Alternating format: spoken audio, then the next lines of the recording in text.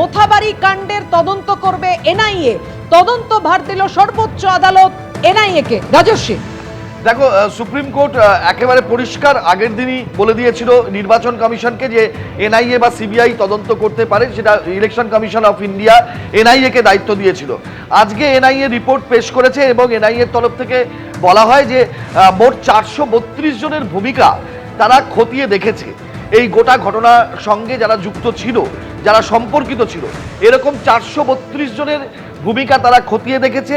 শুধু তাই নয়, তাদের কল ডিটেলস রেকর্ড, যেটাকে সিডিআর বলা হয় পুলিশি পরিভাষায়, সেটাও তারা খতিয়ে দেখেছে।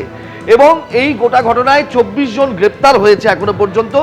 বিচারকদের উপরে আক্রমণের ঘটনায় 3টে এফআইআর দায়ের করেছে রাজ্য পুলিশ এবং বাকি অন্য ঘটনাগুলোতে 9টা এফআইআর দায়ের হয়েছে। অর্থাৎ টোটাল 12টা এফআইআর, অর্থাৎ 12টা মামলা রুজু হয়েছে এই সেদিনের ঘটনা ক্রমকে জুড়ে। এবং তার মধ্যে 3টে বিচারকদের উপরে হামলার ঘটনায় এবং বাকি অন্যান্য ঘটনা সম্পর্কে 9টা এফআইআর। এই রিপোর্ট এবং তারপরে এনআইএর এই বক্তব্য এনআইএ পেশ করে আজকে সুপ্রিম কোর্টের কাছে। এবং তারপরে সুপ্রিম কোর্টে এনআইএ জানায় যে এটা তাদের শিডিউল অফেন্স নয়। শিডিউল অফেন্স বলতে এনআইএ জাতীয় তদন্তকারী সংস্থা, তাদেরকে একটা আইনগতভাবে তাদের বেঁধে দেওয়া আছে যে কোন ঘটনার তারা তদন্ত করবে। সেই শিডিউল অফেন্স এর আওতায় এই ঘটনা পড়ছে না, এটা এনআইএর তরফে বক্তব্য জানানো হয় সুপ্রিম কোর্টকে। তখন সুপ্রিম কোর্টের মাননীয় বিচারপতিরা তারা জিজ্ঞেস করেন, বিশেষত প্রধান বিচারপতি বলেন যে আমরা যখন বলছি তদন্ত করতে, তাহলে আপনাদের অসুবিধা কোথায়, এনআইএর কোথায় আটকাচ্ছে? কারণ সুপ্রিম কোর্টের প্রধান বিচারপতি এই প্রশ্ন করছেন।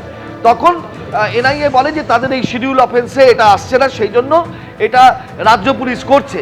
কিন্তু শেষ পর্যন্ত যেটা সুপ্রিম কোর্ট বলে দিয়েছে পরিষ্কারভাবে যে এই যে 12টা এফআইআর, অর্থাৎ 3টে এফআইআর যেটা রুজু করা আছে বিচারকদের উপরে হামলার ঘটনা সম্পর্কে এবং অন্যান্য যে ঘটনাগুলো ঘটেছিল সেই ঘটনাগুলো সম্পর্কে 9টা এফআইআর রুজু হয়ে আছে।